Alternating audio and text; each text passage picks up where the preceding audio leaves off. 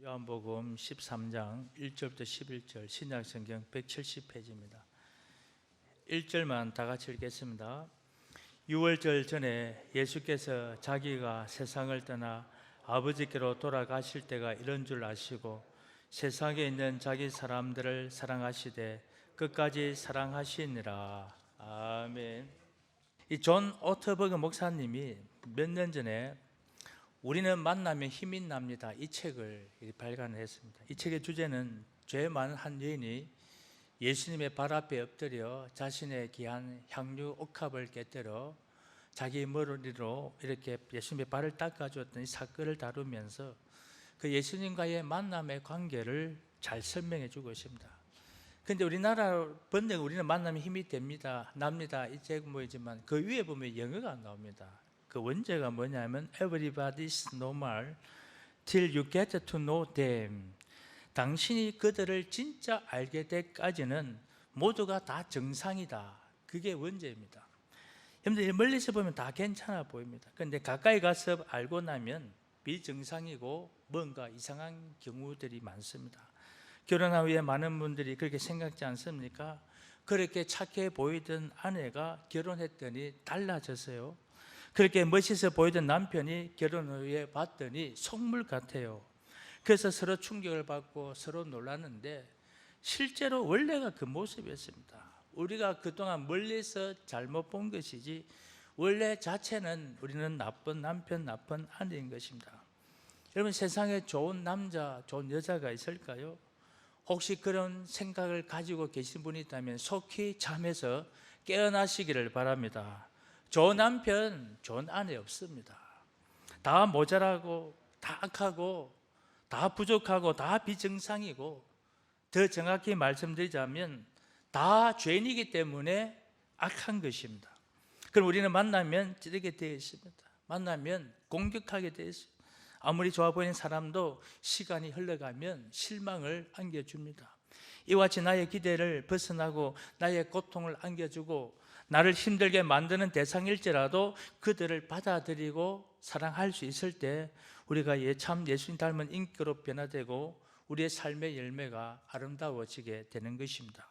이런 측면에서 성경이 소개하는 이 참된 사랑의 모습, 특별히 예수 그리스도를 통해 보여주시는 이 참 사랑의 특징이 무엇인지를 잘 이해하고 이 사랑을 실천할 수 있어야지 여러분이 행복자가 될 수 있고 또 여러분 주변에 여러분들 때문에 행복을 누릴 수가 있는 것입니다.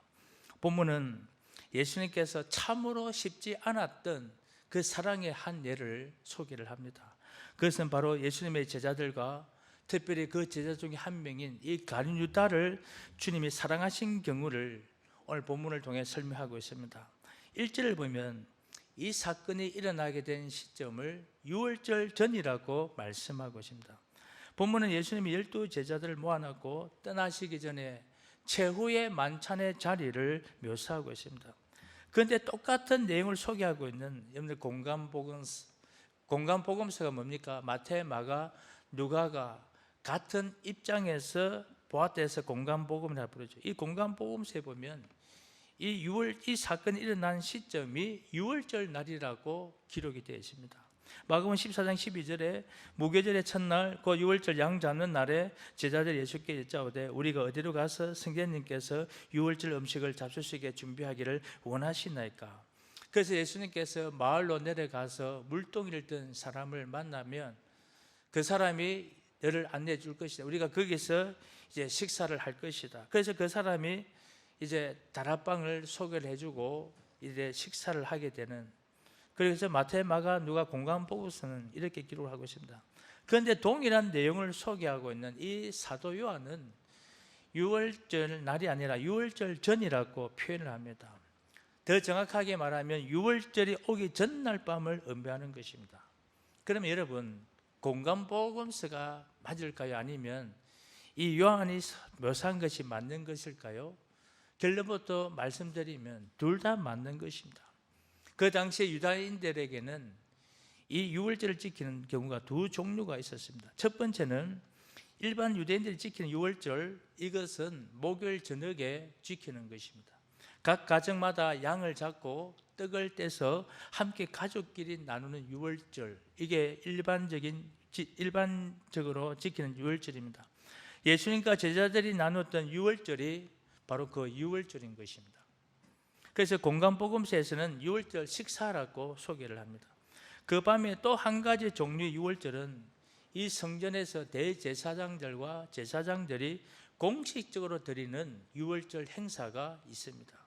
이것은 성전에서 직접 어린 양을 잡고 피를 흘리게 하는 공식적인 유월절 행사, 이것은 목요일 저녁에 아니라 금요일 오후에 행해지는 것입니다. 그래서 사도 요한은 똑같은 유월절이지만 공식적으로 성전에서 행해지는 유월절을 염두에 두고 오늘 본문의 유월절 전이라고 표현을 합니다. 실제 요한복음 18장 28절에 보면 유월절 잔치를 먹고자 하여 관정에 들어가지 아니하더라. 그러면 오늘 이 사건은 바로 이 유월절 이전에 일어난 그 사건을 묘사를 합니다. 왜 요한은 이와 같이 성전에서 양을 잡는 이 그림을 염두에 두고 이 유월절을 소개했을까요? 아시는 대로 각 복음서마다 예수를 묘사하는 그 주제가 다르죠. 마태는 다윗의 후손으로 오신 왕이신 예수님, 마가는 그저 섬기기 위하여 종으로 오신 예수님, 누가는 인자로 오신 예수님, 예수님의 인성을 강조를 하고 있습니다. 그 반면에 사도 요한이 제시하고 싶었던 예수님은 하나님의 어린 양으로 오신 예수님. 그래서 요한복음 1장에 보면 그 세례 요한의 입술을 통하여 예수님을 어떻게 소개합니까? 보라, 세상 죄를 지고 가는 하나님의 어린 양이로다. 그러므로 요한복음을 통해서 묘사하고 있는 예수님의 모습은 유월절 어린 양입니다. 그래서 예수님의 죽으심과 성전에서 유월절 양을 잡는 이 사건을 일치시키기 위해서 이 사도 요한은 유월절을 이와 같은 관점에서 본 것입니다. 여러분, 한 가지 흥미로운 사실은 이 성전에서 공식적으로 유월절 어린 양을 잡는 시각이 일반적으로 금요일 오후 5시입니다. 그런데 이 유월절이 안식일, 저 중요한 이 안식일과 같이 겹칠 경우에는 한 2시간씩 당겨서 한다고 합니다. 그러면 오후 3시가 됩니다. 여러분, 예수님께서 십자가에 달려질 때의 그 임종 시각이 몇 시였습니까? 유대 시각으로 제9시입니다. 우리나라 오후 3시예요. 그래서 사도 요한은 그 당시에 이 성경을 읽는 사람들로 하여금 예수님이 처형당하신 바로 그 시각이 이 성전에서 제사장들이 유월절 어린 양을 잡는 시각과 같다는 것을 강조하기를 원했던 것입니다. 오늘 본문 속에서 예수님께서 지금 잡수시는 이 식사는 바로 이 밤이 지나면 유월절 어린 양이 되셔서 체포당하게 되고 처형당해 죽게 될 그날 밤, 이제 몇 시간이 지나면 가장 어려운 고통의 자리로 들어가야 할 바로 그 시점인데, 이와 같은 시점에서 예수님이 자기가 떠날 때가 가까운 것을 아시고 오늘 1절 하반부를 보십시오. 세상에 있는 자기 사람들을 사랑하시되 끝까지 사랑하시느니라. 여러분, 이 말씀 잘 보십시오. 이게 여러분들 그냥 평범한 것 같지만 굉장히 위대한 사랑의 선포입니다. 보편적으로 본인이 너무 아프다든가 힘이 들면 이 사랑의 끈을 놓기 마련인데, 지금 예수님은 죽음 직전까지 갔습니다. 이 밤이 지나고 나면 그 처형당할 두려움의 사건이 다가오고 있는데도 불구하고 예수님은 자신의 그 아픔과 힘듦에도 상관없이 자기가 사랑해야 될 그 사람들을 끝까지 사랑하며 이 사랑의 끈을 놓지 않았음을 선포한 것입니다. 오늘 본문의 이 끝까지라고 하는 이 표현은 굉장히 중요한 뜻을 가지고 있는 표현입니다. 헬라 원문에 보니까 이 끝이라는 단어가 텔로스라는 단어입니다. 이 텔로스라는 단어는 2가지 의미를 포함하고 있습니다. 첫 번째는 시간적 의미입니다. 종말까지, 세상 끝날까지, 그런 뜻입니다. 오늘 주님이 여러분과 저를 사랑하시되 중간에 포기하거나 멈추는 것이 아니라 세상 끝날까지 사랑하신다, 이걸 강조하고 있는 말씀입니다. 마태복음 28장 20절에 볼지어다 내가 세상 끝날까지 너희와 항상 함께 있으리라. 할렐루야, 할렐루야. 주님의 사랑은 세상 끝날까지 가는 것입니다. 여기에 덧붙여서 또 한 가지 의미가, 질적인 차원의 의미가 있습니다. 이 텔로스란 단어는 완전하다, 꽉 찼다, 최상이다, 이런 의미가 있는 단어입니다. 즉 하나님 우리에게 주시는 사랑은 처음과 끝이 동일하게 꽉 찼다, 그런 뜻입니다. 중간에 소모된다든가 중간에 결핍이 생기는 것이 아니라 처음 가지고 있던 그 최상의 사랑, 이 꽉 찬 사랑은 남김없이 쏟아부었던 그 사랑이 세상 끝날까지 지속되는 것을 강조하고 있는 그런 것입니다. 여러분, 이 사랑은 누구도 감히 흉내낼 수 없는, 주님이 아니면 할 수 없는 그 사랑을 지금 우리에게 묘사한 것입니다. 보편적으로 세상적인 사랑이라고 하는 것은 처음에는 참 좋지만 나중에는 식어지는 경우를 우리 흔히 볼 수 있지 않습니까? 처음에는 만날 때 참 모든 것 다 내어줄 것처럼 고백을 했는데 시간만 좀 지나 보십시오. 마음 바뀌는 것입니다. 내가 가지고 있는 조건 조금 나빠져 보십시오. 가차없이 버리고 떠나는 것이 세상 사랑이지 않습니까? 좋았던 것 같지만 끝까지 가지 못하는 이 중간에 변질되어지고 가변적인 것이 세상 사랑이라고 한다면, 오늘 예수님은 처음 시작할 때 우리를 향해 가지셨던 이 완벽한, 이 꽉 찬 이 사랑을 세상 끝날까지 그대로 지니고 가신다는 뜻입니다. 여러분, 우리가 사랑을 보여한다면 이 사랑을 보여할 줄로 믿습니다. 오늘 예수님께서 여러분과 저에게 쏟아부어 주셨던 처음과 같이 동일한 사랑, 세상 끝날까지 우리를 사랑하신다는 이 사랑을 우리가 경험하고 이 사랑을 우리가 우리 삶 속에 실천할 수 있을 때에 여러분의 인생은 세상을 변화시킬 수 있는 인생이 되고 수많은 사람들을 주님께로 돌아오게 할 수 있는 큰 역할을 감당하게 되어지는 것입니다.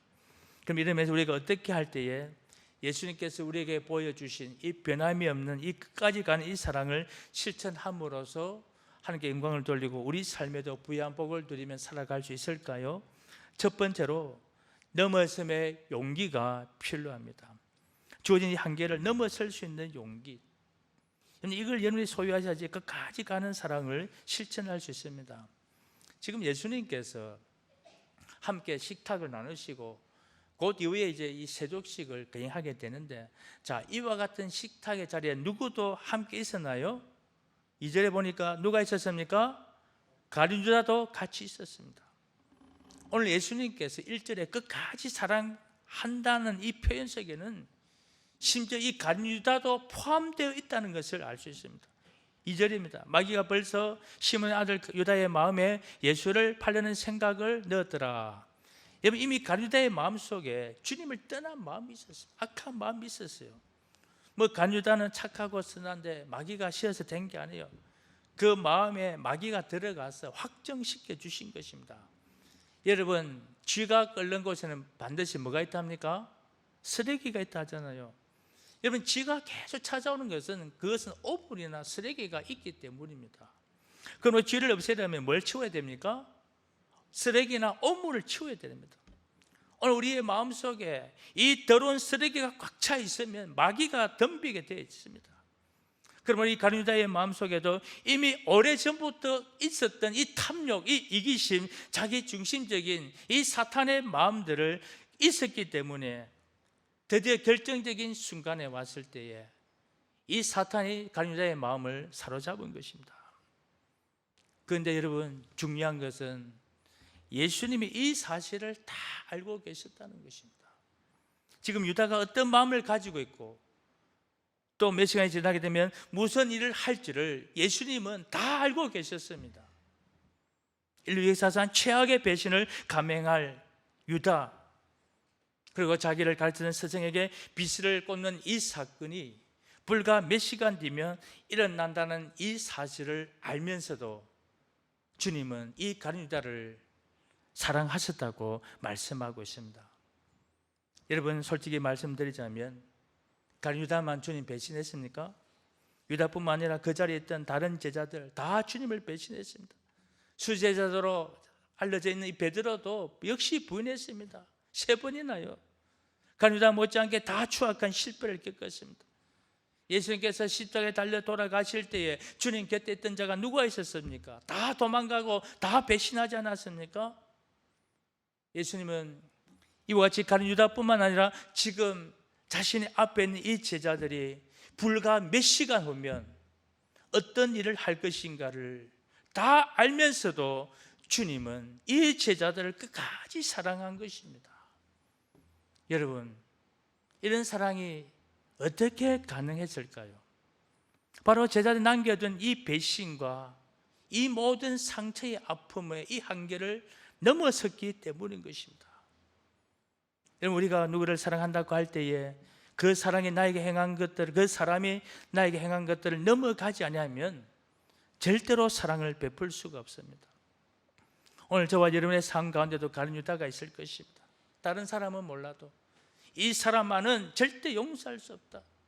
철전지 원수같이 내 마음속에 정오심을 품고 가지고 있는 이 가룟 유다, 밤에 잠을 자다가도 벌떡벌떡 일어나게 만들 정도로 이 차게 원수인 이 가룟 유다, 여러분의 삶 속에는 없을까요? 누구에게나 다 한 명 이상 있을 것입니다. 저도 물론 참 어려움을 만날 때 잠을 이루지 못한 적이 있지만, 그러나 여러분, 이걸 극복하지 못하면요, 제 마음속에 가룟 유다가 있다면 제가 목회할 수 있겠습니까? 지금은 다 잊어버려요. 없습니다. 다 잊어버려요. 여러분, 누구에나 가룟 유다는 있는 것입니다. 그런데 여러분, 이 가룟 유다를 우리가 넘어가지 아니하면 누가 상하는지 아십니까? 바로 내 자신이 가장 먼저 상합니다. 마음의 평안을 누릴 수가 없습니다. 그렇기 때문에 내 안에 있는 이 가룟 유다는 반드시 제거되어야 합니다. 반드시 넘어서야 되는 것입니다. 이 가룟 유다를 제거할 때에 하나님이 우리에게 부어주시기를 원하시는 이 진정한 회복과 치유와 이 복을 누리게 되어지는 것입니다.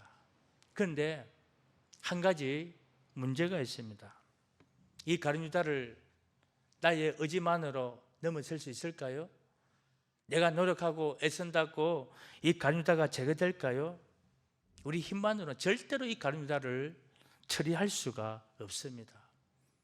코리템품 여사에 대한 간증, 여러분들 유명한 간증이죠. 이번에 나치 캠프에서 어른 생활을 오랫동안 하지 않았습니까? 그때 나치 포로 수용소에서 가장 악질적인 행동을 했던 한 간수 한 명이 있었습니다. 이 간수가 이 코리템품과 그의 언니를 그 감옥소에 있을 때 정말 못살게 굴었다고 합니다. 그래서 다른 사람은 몰라도 이 간수는 절대 용서할 수 없는, 잊어버릴 수 없는 그런 사람이었습니다. 그런데 전쟁이 끝나고 이제 코린템품이 어느 교회에서 많은 교인들이 모인 그곳에서 하나님의 사랑에 대한 간증을 하게 되었습니다. 집회가 끝난 후에 많은 자들이 은혜를 받았다고 쭉 인사하고 이제 악수를 하기 위해 기다리고 있는데, 그 줄 서 있는 사람들을 가운데 보니까 자다가도 벌떡 일어나게 만드는 그 악질 간수가 거기에 서 있는 것입니다. 어떻게 해서 교회에 나온지 모르지만 어쨌든 그날 그 집회에 참석을 하고 그 간수는 이 코리템품을 몰라보는데 이 코리템품은 그 간수를 알아봤습니다. 그래서 이 중간에 서 있는데 그때 이 코리템품의 마음속에 갈등이 생깁니다. 도저히 용서할 수 없기 때문에, 그러니까 자신의 몸도 서서히 굳어가기 시작을 합니다. 이제 시간이 지나면 한 발짝 한 발짝 앞으로 다가오는데 다른 사람하고는 다 악수를 하는데 이 사람하고 악수하기는 너무나 자신이 없었습니다. 막상 자기 앞에 와서 손을 내미는데 이 손이 나가지가 않습니다. 마음속에는 아직도 지워지지 않는 그 분노 때문에 이글거리고 있었습니다. 그때 코리템품이 하나님 앞에 기도를 합니다. 하나님, 도와주십시오. 제가 방금 하나님의 사랑에 대한 간증을 하고 나왔는데 내 손을 내밀어서 이 원수를 잡을 수가 없습니다. 하나님, 어떻게 해야 될까요? 그때 하나님 기도하는 중에 로마서 5장 5절 말씀을 생각나게 하셨습니다. 거기에 보면 성령으로 말미암아 하나님의 사랑이 우리 마음에 부은 바 되미니. 여러분, 우리 안에는 사랑이 없습니다. 우리 모두 심령의 본질은 악합니다.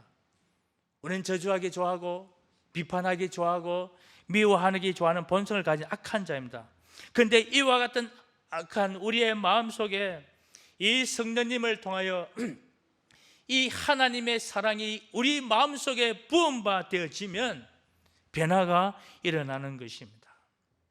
그래서 이 텔레폰 여사가 짧은 순간이지만 이렇게 기도를 합니다. 하나님, 나의 이 미움과 이 정오심이 10년 가운데에 성령을 통하여 하나님의 사랑을 부어 주십시오. 그때 하나님이 은혜를 베풀어 주셨고, 그 기도가 끝나는 순간 이 고린도분 여사가 그 악질 간수를 이렇게 손으로 만져주고 악수하고 그리고 안아주었다고 합니다. 그리고 난 뒤에 어떤 일이 일어난지 아십니까? 지금까지 온 마음을 짓누르고 있던 그 결박이 풀어지고 정오심과 고통으로부터 해방되어져서 참된 기쁨과 평화를 누리게 되었다는 그런 위대한 간증입니다. 성도 여러분, 우리 힘만으로 절대로 우리 안에 이 정오심을 끊을 수 없습니다. 미워하는 자 지워낼 수가 없습니다. 그러나 성령께서 함께 하시면 이길 수가 있는 것입니다. 그러면 우리는 정말 하나님 앞에 기도할 때마다 우리 가슴 가운데, 이 심령 가운데 성령님을 통하여 하나님의 사랑을 부어달라고 기도하시기를 바랍니다. 이 하나님의 사랑이 우리 마음속에 부음바 되어지면 그 능력이 넘을 수 없는 마음의 장벽도 넘어지게 되고 처리할 수 없는 이 간유자도 처리하게 되어지는 것입니다. 두 번째로는 예수님 같은 사랑을 실천하려면 비워냄의 결단이 있어야 되는 것입니다. 나를 비워내지 아니하면 참된 사랑을 실천할 수 없습니다. 자, 여기 보면 예수님께서 식사 도중에 자리에 일어났습니다. 그리고 겉옷을 벗은 후에 이 수건을 허리에 두르시고 제자들의 발을 닦아주기 시작하신 것입니다. 왜 주님께서 식사하시다 말고 도중에 일어나서 이런 행동을 하셨을까요? 요한복음에는 자세히 소개되어 있지 않지만 공관복음, 특히 누가복음서에 보면 이 사건이 일어나게 된 정황이 나옵니다. 그들이 이 다락방에 모이기 전까지 오는 도중에 무슨 일이 있었는지 아십니까? 제자들 간에 다툼이 일어났습니다. 누가 더 높으냐? 누가 더 높은 자리에 앉을 것이냐? 이걸 가지고 싸움이 벌어졌습니다. 누가복음 22장에 보면 식사가 끝난 후에도 또 다투었다, 그렇게 기록하고 있습니다. 이걸 보면 제자들이 시간 날 때마다, 기회가 있을 때마다 서로 누가 크냐고 다툰 것입니다. 여러분, 지금 예수님은 십자가를 앞두고 계십니다. 이 밤이 지나면 체포당하시고 그 고난의 십자가 체형을 당하게 되는데, 예수님에 대해서는 전혀 관심을 두지 않고 오직 자기들에게만 초점을 맞추고 있는 제자들, 내가 얼마나 높은 위치에 올라갈 것인가, 내가 얼마나 영광을 받을 것인가, 내가 얼마나 만족하게 될 것인가, 여기에만 관심을 갖고 어느 누구도 일어서서 섬기려고 하지 아니할 때에 예수님이 지금 먼저 일어나신 것입니다. 잘 아신 대로 유대인들의 관습에 의하면 식사하기 전까지는 반드시 손도 씻겨주고 발도 씻겨줘야 됩니다. 일반적으로 노예나 종들이 그 일을 하죠. 그냥 식사하는 것은 있을 수 없습니다. 아마도 예수님께서도 제자 가운데 누군가가 이 일을 하지 않을까 기대를 했을 것입니다. 그런데 이 식사가 중간까지 진행되도록 아무도 일어나지를 않는 것입니다. 그때 주님이 일어나셔서 이 수건을 허리에 두르시고 제자들의 발을 씻긴 것입니다. 여러분들, 성경에서 수건을 둘렀다고 하는 것이 무슨 의미인지 아십니까? 이 수건이라는 것은 그 당시에 노예됨을 상징하는 것입니다. 수치를 상징하는 것이 수건이었습니다. 창세기 21장 14절에 보면 그 유대인들이 사용하는 성경 주석에 있습니다. 미드라시라는 이 성경 주석에 보면 이렇게 기록이 되어 있다고 합니다. 아브라함이 그 하갈을 쫓아낼 때에 그냥 쫓아내지 않고 허리에 수건을 두르게 한 이후에 쫓아내었다, 그렇게 기록이 되어 있다고 합니다. 왜 그랬을까요? 이 하갈이 어디를 가든지 노예라는 것을 밝히기 위해서입니다. 그래서 이 수건을 두르는 것은 노예의 징표가 되는 것입니다. 로마 황제 아주 유명한 폭군 중에 하나 카리큘라, 여러분들 영화도 보셨죠? 이 아주 악한 폭군인데 이 악한 행동을 많이 했는데 그 중에 한 가지가 원로원들의 그 옷에 수건을 두르게 하고 왕을 시중들게 했다고 합니다. 이것이 굉장히 모욕적인 것이죠. 오늘 본문의 말씀 가운데서 예수님이 지금 이 수건을 두르셨다는 이 이야기는 종이 되었다, 노예처럼 낮아졌다, 그런 뜻입니다. 여러분, 한번 상상해 보십시오. 예수님이 누구이십니까? 하나님 죄송합니다. 하나님의 아들이십니다. 지극히 높고 높으신 그 영광 가운데 계신 하나님 자신이 예수님이신데, 지금 이 예수님이 가장 비천한 노예처럼 허리에 수건을 두르고, 그리고 제자들의 발 앞에 무릎을 꿇습니다. 발을 씻기려면 무릎 꿇지 않고는 씻을 수가 없어요. 그래서 그때에 그 더러운 발을 담그게 하고 그 제자들의 발을 하나씩 하나씩 씻어주시는 이 장면, 여러분, 이게 어떻게 가능할까요? 이것은 철저하게 자신을 비워내지 아니하면 할 수 없는 행위입니다. 예수님은 그냥 말로만 사랑하신 것이 아니라 이와 같이 자기를 낮추시고 자기를 비워내심으로 그 사랑을 실천하셨기 때문에 그 주님의 사랑이 얼마나 값지고 아름다운 것입니까? 빌립보서 2장 6절 8절에 보니까 이 사도 바울은 예수님의 겸손과 비우심을 묘사를 합니다. 그런 근본 하나님의 본체시나 하나님과 동등됨을 취할 것으로 여기지 아니하시고 오히려 자기를 비워 종의 형체를 가지사 사람들과 같이 되셨고 사람의 모양으로 나타나사 자기를 낮추시고 죽기까지 복종하셨으니 그 십자가에 죽으심이라. 할렐루야.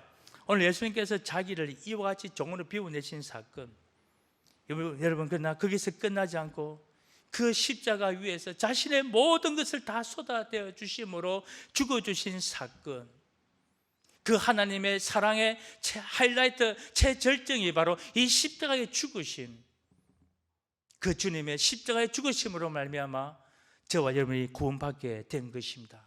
성경은 이것을 하나님 사랑을 확증하게 된 경우라 말씀합니다. 로마서 5장 8절에 우리가 아직 죄인 되었을 때에 그리스도께서 우리를 위하여 죽으심으로 하나님께서 우리에 대한 자기의 사랑을 확정하셨느니라.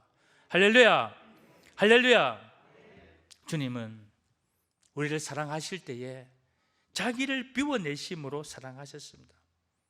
주님이 만일 이와 같은 비우심이 없었더라면 여러분과 저는 구원받을 수 없었을 텐데, 철저하게 모든 것을 비워내신 사건 때문에 우리가 구원을 받고 생명을 얻게 된 것입니다. 오늘 이 하나님이 여러분에게 보여주신 이 사랑은 이런 것입니다. 우리가 이것을 잘 깨닫고 우리 삶 가운데에서도 우리 자신을 비워낼 수 있을 때에 이 사랑의 열매가 맺혀지고 믿음의 역사가 일어날 줄로 믿습니다. 오늘날 우리가 사랑한다는 말을 하지만 사실 나를 비워내지 못하기 때문에 실제적인 사랑이 일어나지 않는 경우를 많이 봅니다. 내 마음속에 탐욕과 자존심과 자아를 그대로 가지고 있으면서 어떻게 누군가를 섬기며 사랑할 수가 있겠습니까? 부부관계도 가만히 보면 사실은 비움이 없이는 그 행복한 관계로 여러분들 이루어져 갈 수가 없습니다. 어떤 자매니 이런 고백을 했다고 합니다. 남편이 바뀌어야 내가 행복할 것이라고 생각했는데 그게 아니더라는 것입니다. 내가 바뀌니까 남편이 달라지더라. 이게 바로 비움의 원리입니다. 여러분께서 누구를 만나든지 어떤 관계성에 들어가든지 나의 것을 비워낼 때에 그 비움에 하나님의 사랑으로 체험을 받는 것입니다. 그럼 여러분께서 여러분의 자존심, 고집, 이 인식을 다 비워내고 하나님의 사랑으로 가득 채울 때에 여러분이 행복하고 여러분의 가정이 회복되어질 줄로 믿습니다. 마지막으로 우리가 주님의 사랑을 실천하려면 기다림의 인내가 필요합니다. 자, 6절에 보면 6절 말씀 다시 한번 보겠습니다. 자, 주께서 내 발을 씻으니까, 이제 예수님께서 제자의 발을 하나하나씩 씻겨가는 중에 베드로 순서가 되었을 때에 베드로가 이것을 만류한 말씀입니다. 자, 8절 보십시오. 베드로가 이르되 내 발을 절대로 씻지 못하시리다. 베드로는 지금 예수님이 하시는 일이 뭔지를 몰랐습니다. 우리 잘 아는 대로 뭘 깨닫지를 못하는, 어쩌면 우둔함을 갖춘 자가 베드로이지 않습니까? 지금 마지막 순간에 주님께서 이 수건을 두르시고 발을 닦고 계시는데 이 베드로가 이것을 이해하지 못하고 알아듣지를 못하는 것입니다. 그래서 절대 할 수 없습니다. 그래서 할 수 없이 예수님 다시 설명하죠. 8절 하반절에 보시죠. 내가 너를 씻어주지 아니하면 네가 나와 상관이 없느니라. 자, 이 대목에서 예수님은 이 세족의 사건이 단순히 발을 씻어주는 사건이 아니라 예수님의 보혈로 너를 깨끗게 하는 사건이라는 것을 보여주신 것입니다. 그랬더니 9절에 시몬 베드로가 이르되 주여 내 발뿐만 아니라 손과 머리도 씻어 주옵소서. 자, 조금 전까지만도 절대로 안 된다 그러더니 이제 손과 머리까지 씻겨 달라고 합니다. 이걸 보면 지금 베드로가 뭔지를 모르고 있습니다. 주님 말씀하시는데 알아듣지를 못하는 것입니다. 그래서 예수님이 다시 한번 10절에 설명을 하죠. 예수께서 이르시되 이미 목욕한 자는 발밖에 씻을 필요가 없느니라. 자, 여기 목이라는 표현과 발을 씻는 표현이 나옵니다. 이거 역시 상징적인 표현이죠. 목욕했다, 그 말의 뜻은 예수님의 보혈로 구원받았다, 그런 뜻입니다. 여러분과 제가 예수님을 믿는 순간 예수님의 보혈이 우리 온몸을 목욕시키듯이 깨끗하게 청결하게 하는 것입니다. 오늘 여러분이 예수님을 믿는 그 순간 우리의 모든 죄가 깨끗하게 사함받은 줄로 믿습니다. 여러분 이걸 믿으셔야 됩니다. 오늘 예수를 믿는 그 순간 나의 과거의 죄, 현재의 죄, 앞으로 미래의 죄를 포함해서 나의 모든 죄가 예수를 믿는 그 순간 깨끗하게 청결함 받게 되어지는 것, 이걸 주님은 본문에서 목욕한 것으로 말씀을 하셨습니다. 자, 이같이 우리의 모든 죄가 예수님 때문에 정결하게 되었으므로 지금 죽어도 우리는 어디 갈 수 있습니까? 어디 갈 수 있습니까? 천국 갈 수 있습니다. 믿으십니까 여러분? 그런데 모든 죄 사함을 받은 우리가 실제로 매일의 삶 속에서 우리가 죄를 짓고 있나요? 안 짓나요? 경춘 형제, 짓나요? 안 짓나요? 내가 물어보진 않을게요. 무슨 죄인지는 모르지만 죄를 짓고 있습니다. 저 또한 죄를 짓죠. 그러면 여러분 이럴 경우 어떻게 해야 됩니까? 내가 예수를 믿음으로 말미암아 죄 사함 받았지만 매일매일 잘못한 범죄에 대해서는 어떻게 처리하면 될까요? 성경은 이것을 자백이라고 이야기합니다. 자백하면 돼요. 이걸 영어로 어떻게 표현합니까? 세라자매, I am sorry. 뭐 영어를 어렵게 하면 안 돼요. 하나님, I am sorry. 이 한마디만 하면 되는 거예요. 요한일서 1장 9절에 보십시오. 우리 다 같이 한번 보겠습니다. 크게 읽겠습니다. 시작. 만일 우리가 우리 죄를 자백하면 그는 미쁘시고 의로우사 우리 죄를 사하시며 우리를 모든 불의에서 깨끗하게 하실 것이요. 할렐루야. 할렐루야.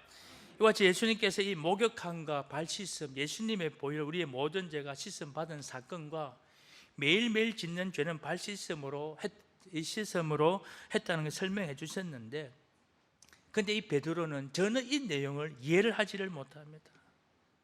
아마 주님이 한 번만 말씀하신 게 아닐 거예요. 3년 동안 가르치면서 얼마나 많이 설명하시고 얼마나 많이 보여주셨겠습니까? 그렇게 반복적으로 보여주고 말씀하시고 보여주셨지만 이제 마지막 초의 만찬 이 순간까지도 이 베드로는 알아듣지를 못하고 이해하지 못하는 베드로. 주님 보실 때 얼마나 답답하셨겠습니까? 제 같았으면 틀림없이 핀잔했을 것입니다. 3년간 뭘 배웠니? 너 나 따라다니면서 네가 도대체 깨닫는 게 뭐냐? 막 그렇게 핀잔하셨을 텐데 7절을 보십시오. 예수께서 대답하여 이르시되 네가 하는 것을 네가 지금은 알지 못하나 이후에는, 그 다음에 뭐죠? 알리라. 여러분 이 말 좀 잘 보십시오. 여기에 정말 우리 주님의 자비롭고 은혜로운 말씀입니다. 여러분, 내가 지금 아무것도 몰라도, 내가 지금은 무엇을 하는지 다 깨닫지 못해도 때가 되면 네가 알 날이 반드시 온다. 여러분, 제가 여러분들이 다 알기 때문에 예수 믿게 되었을까요? 우리가 완전했기 때문에 하나님의 자녀가 되었습니까? 얼마나 부족함이 많고 모자람이 많고 지금도 미련하기 때문에 깨닫지 못한 게 얼마나 많습니까? 그러나 하나님은 조급하게 우리를 밀치시는 분이 아니라, 그래 내가 지금은 모르지만 때가 되면 날이 올 거야. 여러분, 이게 하나님의 마음이에요. 하나님이 여러분과 저를 기다려 주십니다. 우리가 완전할 때까지 시간이 아무리 걸려도 한 단계 한 단계 다듬어져서 언젠가 때가 되면 이 하나님의 심정도 알고 이 하나님의 마음도 알게 될 때까지 기다려 주시는 것입니다. 그 하나님의 그 기다리심이 오늘 저와 여러분들이 이곳까지 온 줄로 믿습니다.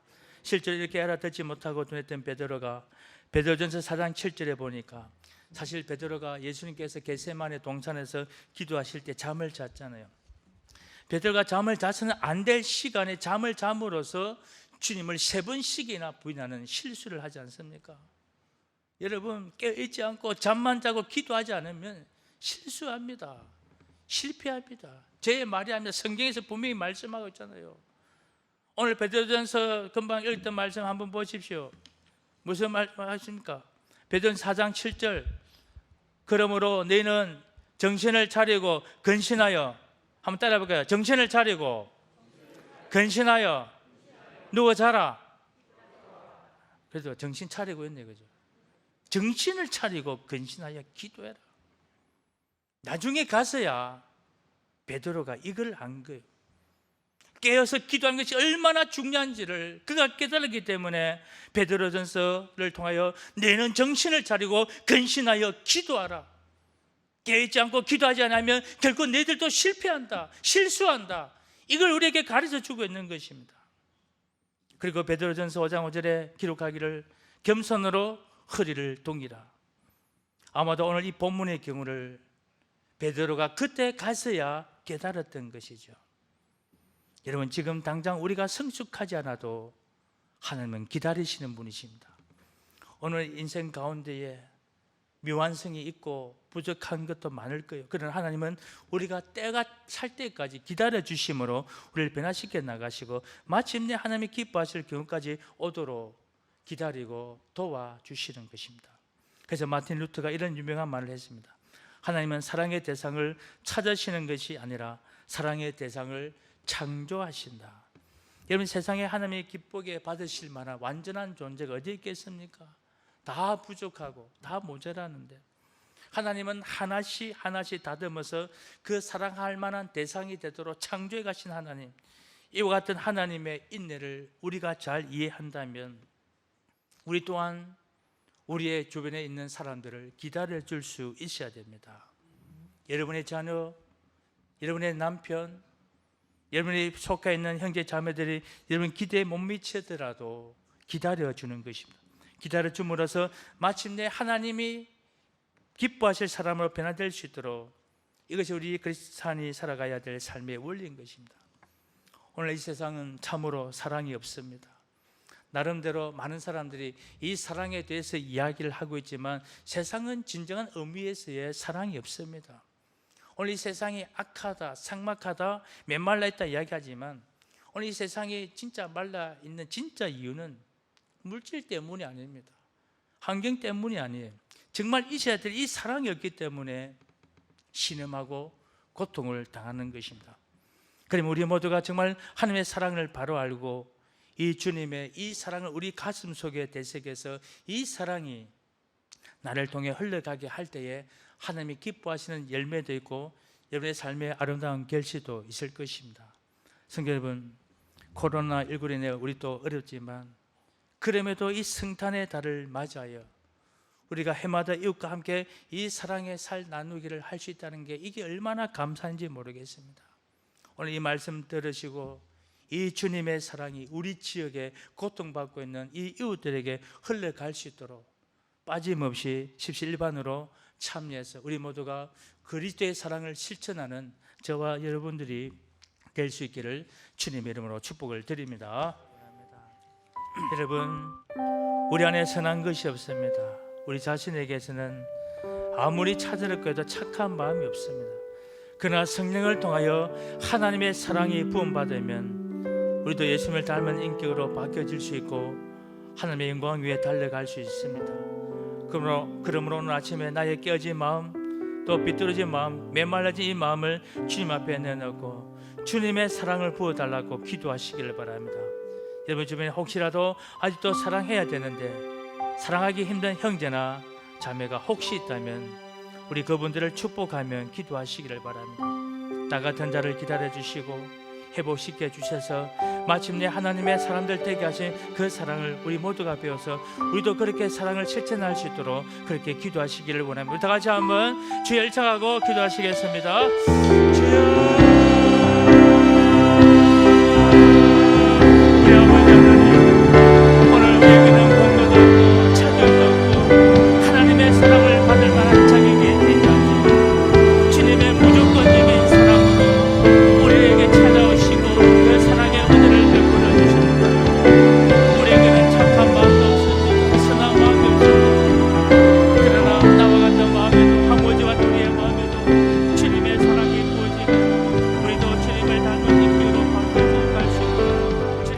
여호와는 내게 복을 주시고 너를 지키기를 원하며 여호와는 그의 얼굴을 네게 비추사 은혜 베푸시기를 원하며 여호와는 그의 얼굴을 네게로 향하여 드사 평강 주시기를 원하노라. 아멘.